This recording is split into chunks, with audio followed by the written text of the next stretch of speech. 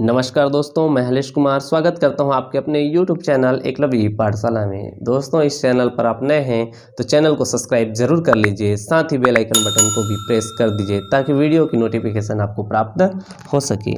आज का यह वीडियो मुख्यमंत्री और मंत्री परिषद पर है।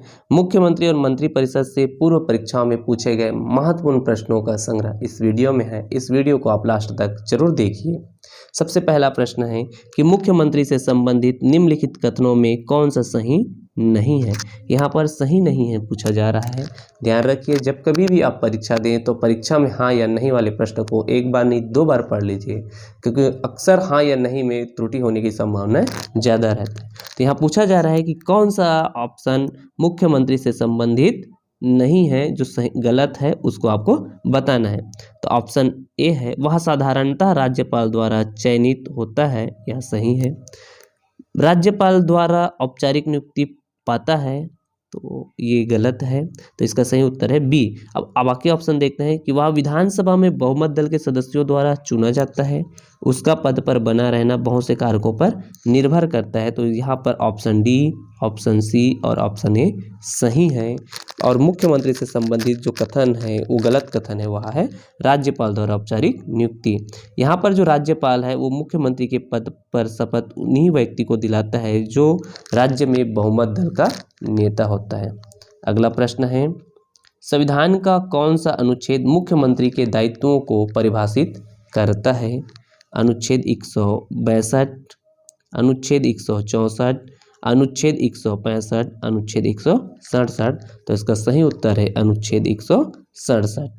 अगला प्रश्न है, राज्य सरकार के मंत्रियों के वेतन एवं भत्तों का निर्धारण किया जाता है।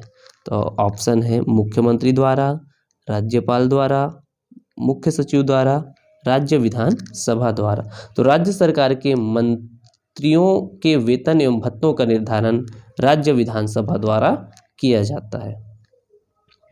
अगला प्रश्न है, किसी मंत्री के विरुद्ध विशेषाधिकार प्रस्ताव उठाया जा सकता है जब वह सरकार में विश्वास खो देता है, लंबे समय तक स्वयं को अनुपस्थित रखता है, किसी मामले में तथ्यों को रोकता है तथा तथ्यों का बिगड़ा हुआ वर्णन देता है, मंत्रिमंडल के सामूहिक उत्तरदायित्व से बचता है।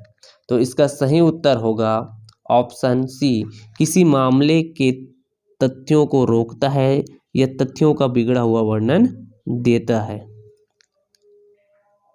अगला प्रश्न है, निम्नलिखित में से एक मुख्यमंत्री का राज्यपाल के प्रति कर्तव्य नहीं है। यहाँ पर भी नहीं है पूछा जा रहा है। तो इस प्रकार के प्रश्नों में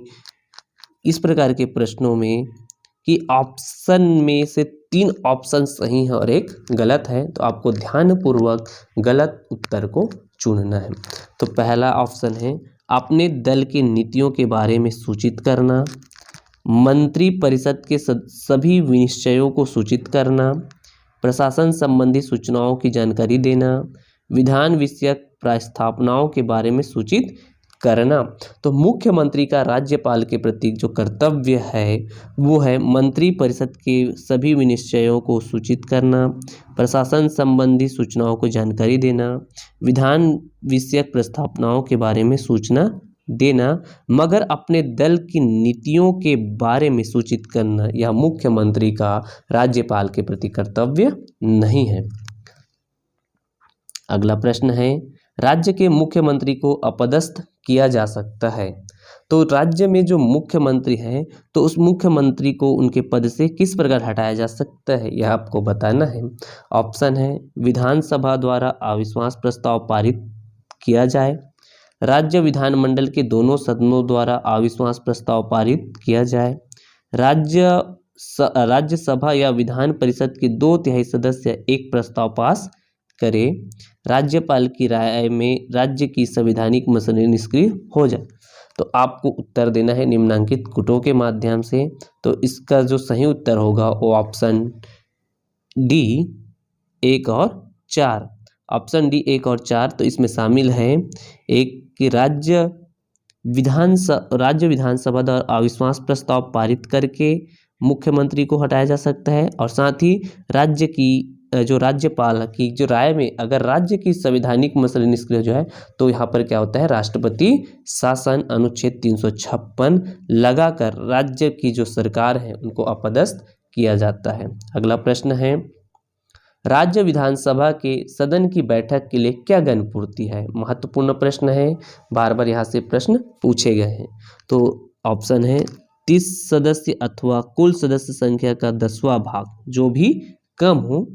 ऑप्शन बी है सदन की कुल सदस्य संख्या का आधा, और ऑप्शन सी है सदन की कुल सदस्य संख्या का 15वां भाग। वहीं पर ऑप्शन डी है 10 सदस्य अथवा सदन की कुल सदस्य संख्या का 10वां भाग जो भी हो। तो इसका सही उत्तर है ऑप्शन डी। आपको ध्यान में रखना है कि राज्य विधानसभा के सदन की बैठक के लिए जो गणपूर्ति है उसके लिए सदस्य संख्या रखा गया है कि कुल सदस्य संख्या का 10वां भाग। अगला प्रश्न है, राज्य के मंत्रिमंडल की बैठक की अध्यक्षता करता है। आपको बताना है कि राज्य के जो मंत्रिमंडल है उसकी बैठक की अध्यक्षता कौन करता है। तो राज्य के मंत्रिमंडल की बैठक की अध्यक्षता राज्यपाल, राष्ट्रपति, प्रधानमंत्री, मुख्यमंत्री, इनमें से कौन करता है? तो इसका सही उत्तर है राज्य का मुख्यमंत्री, क्योंकि वह मंत्रिमंडल का मुखिया होता है। अगला प्रश्न है, किसी राज्य का विधान परिषद किसके द्वारा बनाई या समाप्त की जा सकती है? ध्यान से पढ़िएगा, विधान परिषद। तो यहाँ जो विधान परिषद है वो राज्य विधानमंडल का द्वितीय सदन है और इसे उच्च सदन के नाम से भी जाना जाता है। वर्तमान में भारत के केवल 6 राज्यों में विधान परिषद की स्थापना है।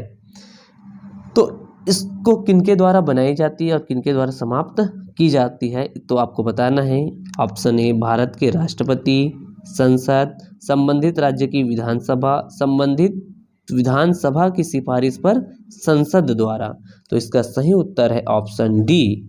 यहाँ पर आपको ध्यान रखना है कि संबंधित राज्य की जो विधानसभा है वह सिफारिश करता है कि उनके राज्य में विधान परिषद की स्थापना की जाए, और यहाँ जो स्थापना करता है वो कौन करता है? संसद। तो इसका सही उत्तर है ऑप्शन डी। अगला प्रश्न है, राज्य मंत्री परिषद अपने कार्यों के लिए उत्तरदायी है। तो राज्य का जो मंत्री परिषद है वो अपने कार्यों के लिए किसके प्रति उत्तरदायी है? आपको बताना है। तो ऑप्शन है राज्यपाल के प्रति, विधानसभा के प्रति, राष्ट्रपति के प्रति, विधान परिषद के प्रति। तो इसका सही उत्तर है विधानसभा के प्रति। दोस्तों, यह था 10 महत्वपूर्ण प्रश्नों का संग्रह। बार बार परीक्षाओं में इन्हीं प्रश्नों से को पूछा जाता है। आप कोई भी बुक पढ़िए, उसके बाद इन प्रश्नों को प्रैक्टिस कर लीजिए, साथ ही इन प्रश्नों का नोट्स बनाकर रख लीजिए। इन्हीं प्रश्नों को घुमा फिरा के परीक्षा में पूछे जाते हैं। यदि आपने यहाँ प्रैक्टिस अच्छे से कर लिया तो मैं आपको विश्वास दिलाता हूँ कि परीक्षा में इनसे बनने वाले प्रश्न आपसे गलत नहीं होंगे। आपने यहाँ वीडियो अंत तक देखा, आपका बहुत बहुत धन्यवाद।